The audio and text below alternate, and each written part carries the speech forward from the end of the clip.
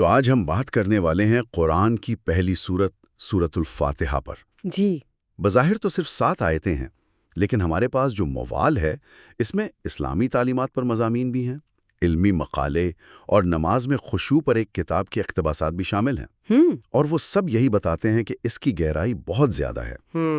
تو آج ہمارا مقصد یہ سمجھنا ہے کہ یہ چھوٹی سی سورت اسلامی عقیدے اور عبادت کا مرکز آخر کیوں ہے؟ بالکل، یہ صرف ایک دعا نہیں ہے، مطلب یہ ایک مکمل دنیا۔ آج ہم اس کی تہوں کو کھولنے کی کوشش کریں گے، اس کے مختلف ناموں سے لے کر اس کی زبان کے اندر چھپے ہوئے معنی تک۔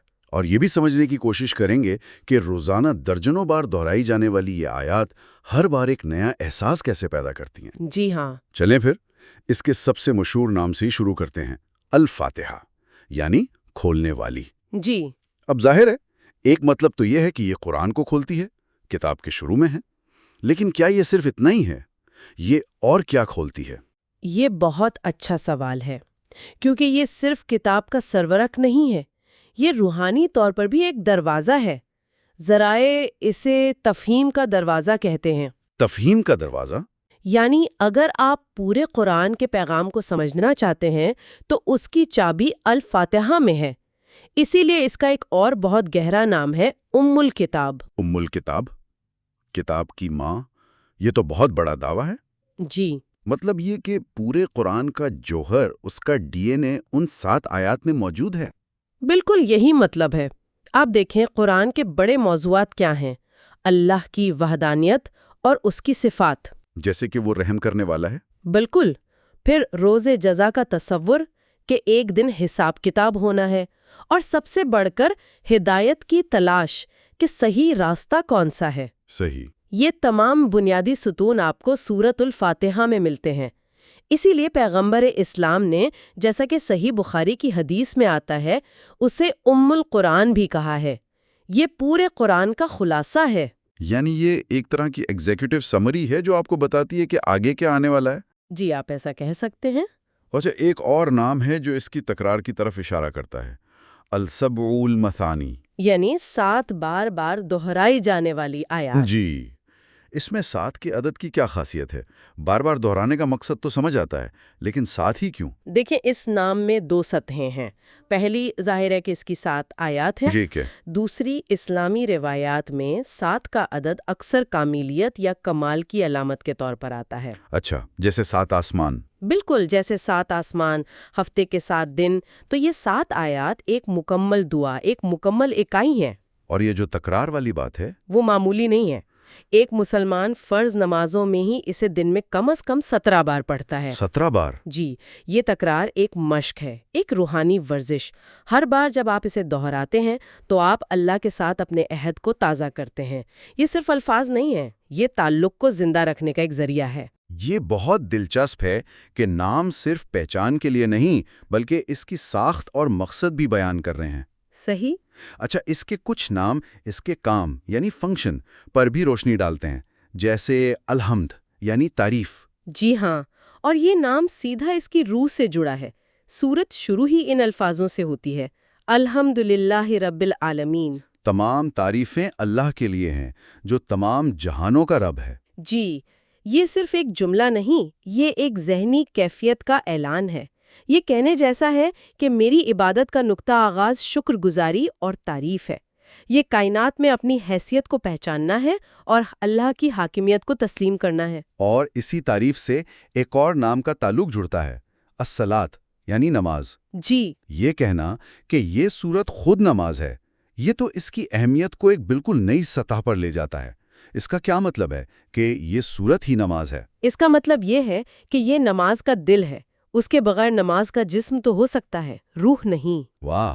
اسلامی فقہ میں یہ اصول واضح ہے، اور اس کی بنیاد پیغمبر اسلام کے اس فرمان پر ہے کہ اس شخص کی کوئی نماز نہیں جو سورۃ الفاتحہ نہ پڑھے۔ اچھا، یہ کوئی معمولی بات نہیں ہے، یہ ایک تکنیکی شرط سے بڑھ کر ہے۔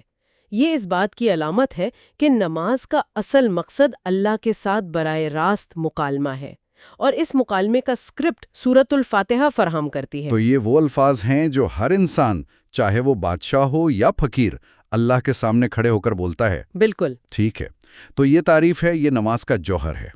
لیکن ایک نام جو مجھے ذرائع میں پڑھ کر سب سے زیادہ حیرت انگیز لگا وہ تھا الشفا۔ شفا دینے والی یا دا کیور؟ جی، یہ ایک بہت بڑا دعویٰ ہے۔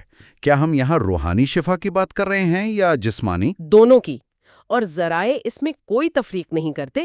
حدیث میں اسے ہر بیماری کے لیے شفا کہا گیا ہے۔ ہر بیماری کے لیے؟ جی، بنیادی طور پر اس سے مراد روحانی امراض ہیں: تکبر، حسد، مایوسی، شک۔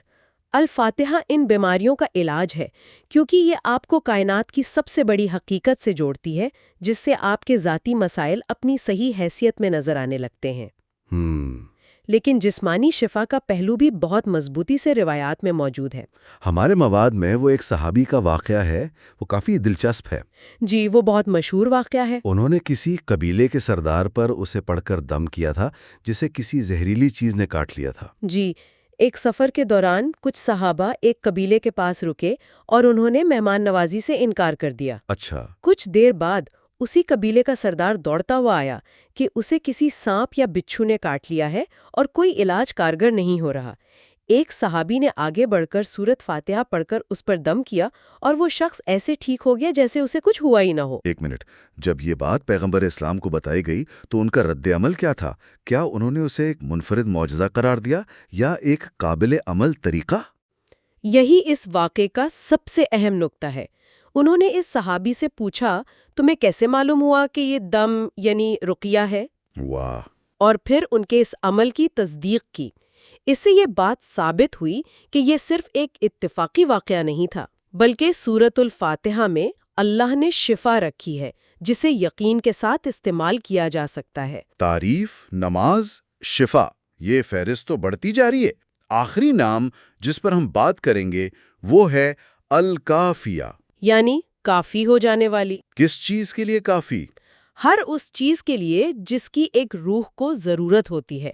یہ نماز کے لیے کافی ہے، یہ ہدایت کے لیے کافی ہے، یہ اللہ کے ساتھ تعلق قائم کرنے کے لیے کافی ہے۔ مطلب ایک مکمل پیکج۔ بالکل، اس میں علم الہیات یعنی تھیولوجی ہے، اللہ کی صفات کا بیان، اس میں علم آخرت یعنی ایسکٹولوجی ہے، مالک یوم الدین، روز جزا کا مالک، اور اس میں اخلاقیات یعنی ایتھکس ہیں، سیدھے راستے پر چلنے کی دعا۔ یہ ایک مکمل روحانی پیکج ہے، اسی لیے یہ کافی ہے۔ یہیں پر بات واقعی گہری ہونی شروع ہوتی ہے۔ ہمارے پاس جو ایک علمی مقالہ ہے اس میں ایک بالکل مختلف زاویے سے بات کی گئی ہے۔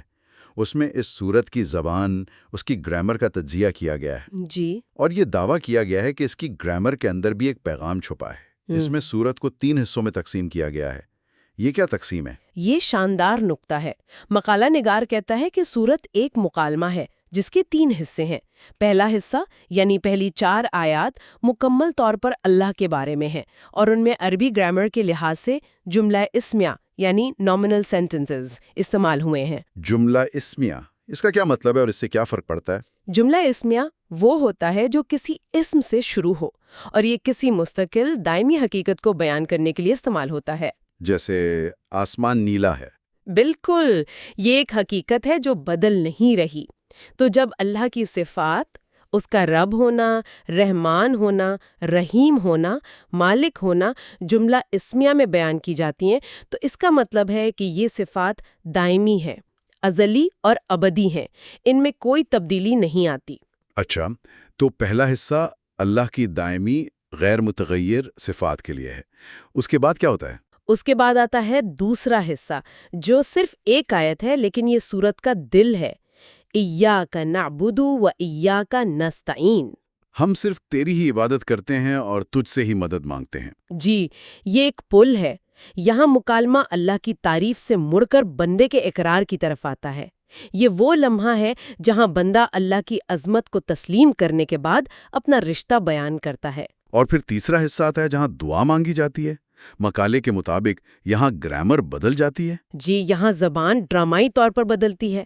آخری آیات میں جملہ فعلیہ یعنی وربل سینٹنسز استعمال ہوئے ہیں جو کسی فعل یعنی کام سے شروع ہوتے ہیں۔ جیسے اہدنا الصراط المستقیم، ہمیں سیدھا راستہ دکھا۔ صحیح۔ جملہ فعلیہ کسی کام کے ہونے، کسی درخواست یا کسی بدلتی ہوئی حالت کو ظاہر کرتا ہے۔ یہ انسان کی متحرک، بدلتی ہوئی اور ضرورت مند فطرت کی عکاسی کرتا ہے۔ یہ تو کمال ہے، یعنی گرامر کے ذریعے ہی ایک تضاد دکھایا گیا ہے اللہ کی دائمی کامل ذات کے مقابلے میں انسان کی ہر لمحہ بدلتی ہوئی محتاج حالت۔ بالکل۔ یہ سمجھنا کہ آپ الفاظ کے انتخاب سے بھی یہ پیغام دے رہے ہیں بہت گہرا ہے۔ اس کا براہ راست تعلق خشوع کے تصور سے بنتا ہے نا؟ یعنی نماز میں مکمل توجہ اور عاجزی۔ بالکل، براہ راست تعلق ہے۔ ہمارے ذرائع میں جو کتاب ہے اس میں خشوع کی تعریف ہی یہ کی گئی ہے کہ دل کا اللہ کے سامنے نرم اور عاجز ہو جانا۔ دل کا نرم ہو جانا۔ جی، جب آپ سورۃ الفاتحہ کو اس 3 حصوں والی ساخت کے ساتھ پڑھتے ہیں تو خشوع خود بخود پیدا ہوتا ہے۔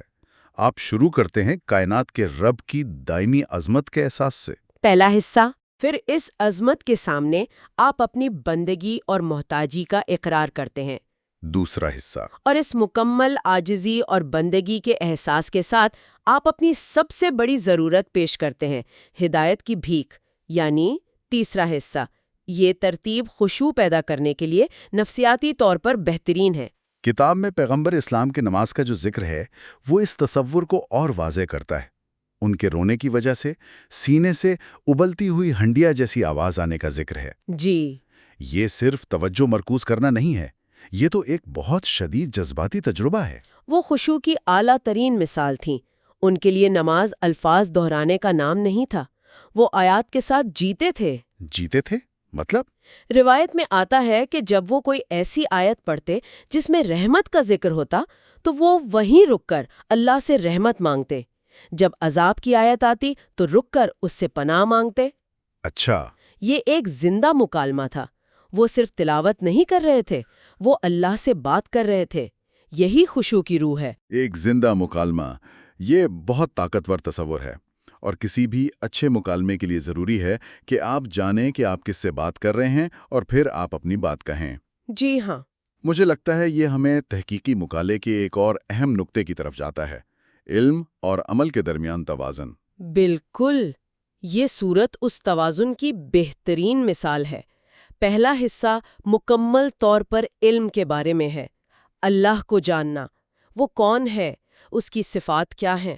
اس کا تعلق کائنات سے کیا ہے؟ یہ سب علم ہے۔ جی، پھر سورت کا دوسرا نصف عمل کا مطالبہ کرتا ہے۔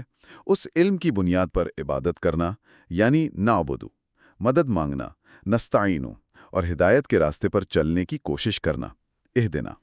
علم بغیر عمل کے بیکار ہے، اور عمل بغیر علم کے گمراہی ہے۔ بالکل، اور سورت کے آخر میں جو 3 گروہوں کا ذکر ہے وہ بھی اسی علم اور عمل کی بنیاد پر ہے نا؟ جی، آخری آیات ان 2 راستوں سے بچنے کی دعا ہے جو علم اور عمل کے عدم توازن سے پیدا ہوتے ہیں۔ تو وہ 2 گروہ کون سے ہیں؟ پہلا گروہ ہے المغضوبی علیہم، یعنی وہ جن پر غضب ہوا۔ ہاں، ذرائع کے مطابق یہ وہ لوگ ہیں جن کے پاس علم تو تھا، وہ سچائی کو جانتے تھے، لیکن انہوں نے جان بوجھ کر اس پر عمل نہیں کیا۔ ان کا مسئلہ عمل کا تھا۔ اور دوسرا گروہ؟ دوسرا گروہ ہے ازدالین، یعنی گمراہ ہوئے لوگ۔ یہ وہ ہیں جو عمل تو بہت کرتے ہیں، شاید بہت جوش و خروش سے، لیکن ان کے پاس صحیح علم نہیں ہوتا۔ اچھا۔ وہ لا علمی یا جذبات کی بنیاد پر بھٹک جاتے ہیں۔ تو ایک طرف علم کے باوجود عمل نہ کرنے والے، اور دوسری طرف علم کے بغیر عمل کرنے والے۔ اور دعا یہ ہے کہ ہمیں ان دونوں انتہاؤں سے بچا کر درمیانی راستہ، یعنی علم اور عمل کا راستہ دکھایا جائے۔ تو یہ صرف ایک دعا نہیں، یہ زندگی گزارنے کا ایک پورا فریم ورک ہے۔ صحیح علم حاصل کرو اور پھر اس علم کے مطابق پوری دیانتداری سے عمل کرو۔ جی ہاں۔ ہم نے 7 آیات سے شروع کیا تھا اور اب ہم زندگی کے ایک مکمل فلسفے تک پہنچ گئے۔ یہی اس کا معجزہ ہے۔ واقعی ہم نے دیکھا کہ یہ قرآن کا خلاصہ ہے، نماز کی روح ہے، روحانی اور جسمانی شفا کا ذریعہ ہے، اور ایک ایسا لسانی معجزہ ہے جس کی گرامر بھی ایک پیغام دیتی ہے۔ بالکل، یہ بندے اور خدا کے درمیان ایک مکمل مکالمہ ہے جو اللہ کی حمد سے شروع ہوتا ہے اور ہدایت کی عاجزانہ التجا پر ختم ہوتا ہے۔ اس حوالے سے ایک آخری بات جو ذرائع میں ملتی ہے وہ بہت خوبصورت ہے۔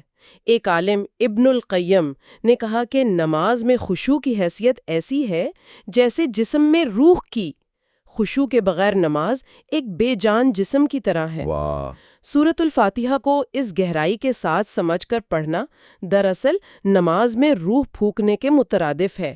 یہ صرف الفاظ دہرانا نہیں، یہ عاجزی، آگاہی اور اللہ سے براہ راست گفتگو کے احساس کو زندہ کرنا ہے۔ اسی بات پر سوچنے کے لیے ایک نقطہ چھوڑے جاتے ہیں۔ ذرائع بار بار اس بات پر زور دیتے ہیں کہ نماز میں انسان اللہ سے براہ راست ہم کلام ہوتا ہے۔ جی، اگر کوئی اس بات کو صرف ایک عقیدے کے طور پر نہیں بلکہ ایک حقیقی تجربے کے طور پر محسوس کرنے لگے کہ سورۃ الفاتحہ کی ہر تلاوت کائنات کے خالق کے ساتھ ایک براہ راست زندہ ملاقات ہے، تو یہ ایک احساس نہ صرف اس کی نماز کو بلکہ زندگی کے ہر معاملے کو دیکھنے کے اس کے پورے زاویے کو کیسے بدل سکتا ہے۔